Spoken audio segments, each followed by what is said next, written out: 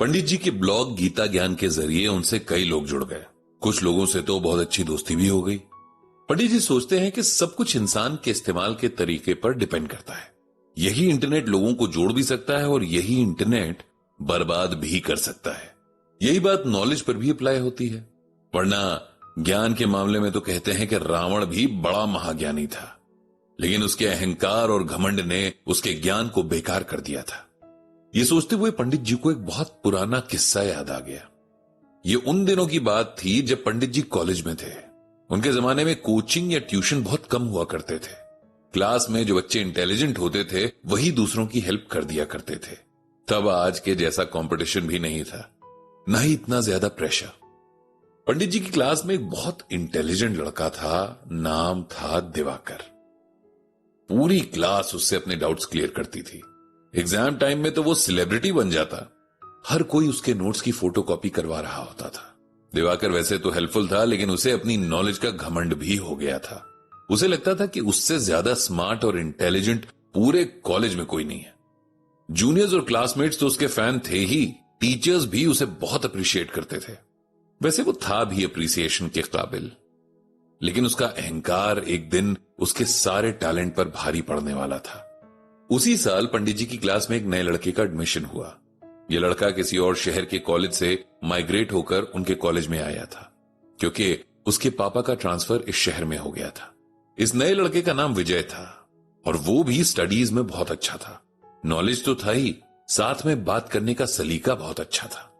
विजय बहुत हम्बल और फ्रेंडली था। बहुत कम टाइम में उसने यहां पर फ्रेंड्स बना लिए। पंडित जी भी बहुत जल्दी उसके फ्रेंड बन गए।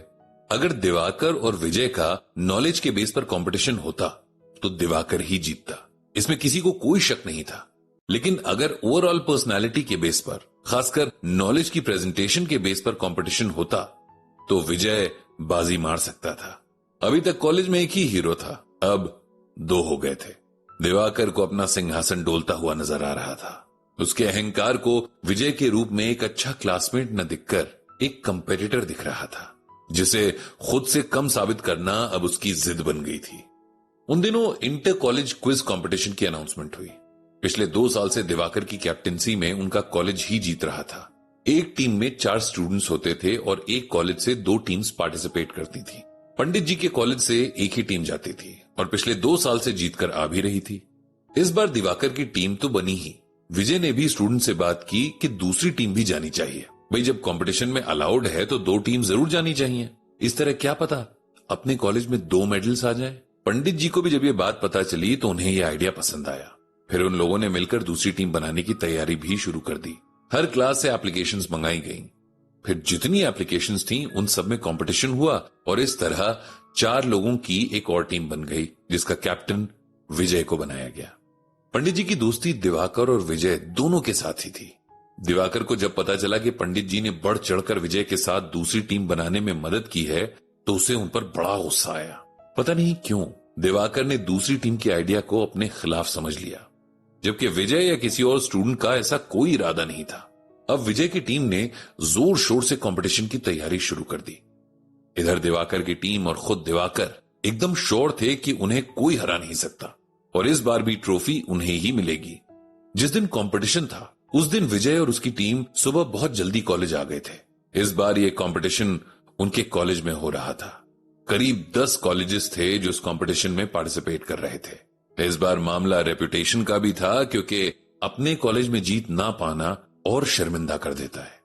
पंडित जी को यह देखकर बहुत हैरानी हुई कि दिवाकर को दूसरे कॉलेज के स्टूडेंट्स और टीचर्स सभी पहचानते थे और पिछले 2 साल से उसके टैलेंट को देख रहे थे। लगभग सभी कॉलेजेस के बच्चे उससे मिलने आए और कुछ ने तो उसे एडवांस में बधाई भी दे दी।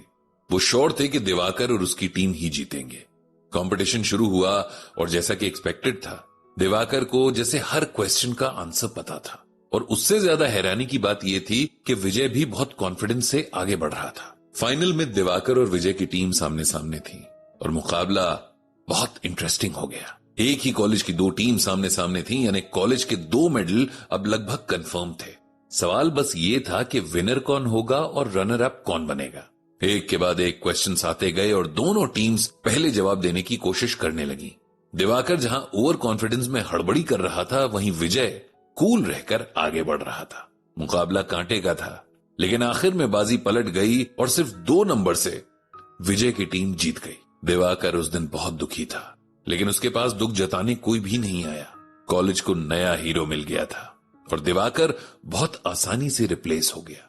उस दिन पंडित जी ने जिंदगी का एक बहुत बड़ा सबक सीखा कि कभी किसी बात का घमंड नहीं करना है, चाहे सारी दुनिया आपसे चीख चीख कर कहती हो कि आप फलाने काम में सबसे अच्छे हैं। आपको कभी भी इस बात को अपने सिर पर नहीं बैठने देना है।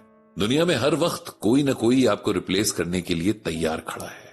सालों बाद जब पंडित जी ने गीता पढ़नी शुरू की, तब वहां भी उन्हें यही सीखने को मिला कि अहंकार कभी नहीं करना चाहिए। चाहे आप किसी बात में कितने भी अच्छे हों, आपका अहंकार उस गुण को खाक में मिला देगा। इसी ईगो या घमंड की वजह से कितने युद्ध हुए, कितने लोग तबाह हुए और कितना विनाश हुआ। लेकिन इंसान है कि इस बात को समझकर भी अनजान बना रहता है।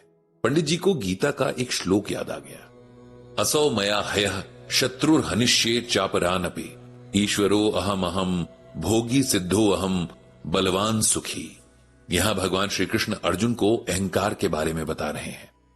भगवान कहते हैं कि अहंकारी इंसान सोचता है कि वो शत्रु मेरे द्वारा मारा गया और उन दूसरे शत्रुओं को भी मैं मार डालूंगा। मैं ईश्वर हूं, ऐश्वर्य को भोगने वाला हूं, मैं सब सिद्धियों से युक्त हूं और बलवान तथा सुखी हूं। अब सिंपल वर्ड्स में इसका मतलब समझते हैं। भगवान कहते हैं कि इंसान अहंकार यानी घमंड में खुद को सबसे ऊपर समझने लगता है।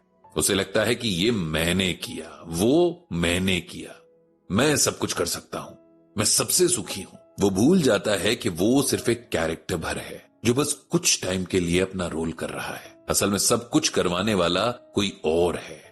लेकिन अपने अहंकार के चलते इंसान ये बात समझ नहीं पाता।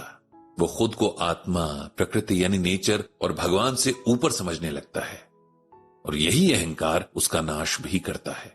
अहंकार का मतलब ही यही है कि आप दूसरों को इंप्रेस करने की कोशिश कर रहे हैं। आपको अहंकार के लिए किसी दूसरे की जरूरत पड़ती है।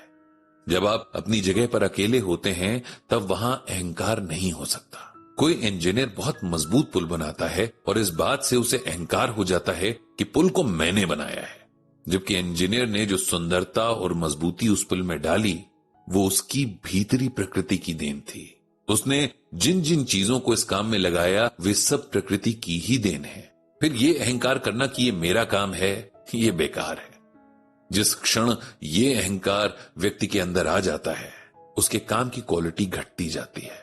अहंकार से व्यक्ति काम पर अपना अधिकार जमाने लगता है और जब वो काम अच्छे से नहीं होता है तो उसे दुख होता है। ये सब सोचते सोचते पंडित जी को बहुत टाइम हो गया था। गीता में कुछ ऐसी ही गहराई है कि आप जितना डूबो उतना पार लगते जाते हो। भगवान हर मन को अहंकार से दूर रखें। ये प्रार्थना करते हुए पंडित जी ने गीता बंद कर दी।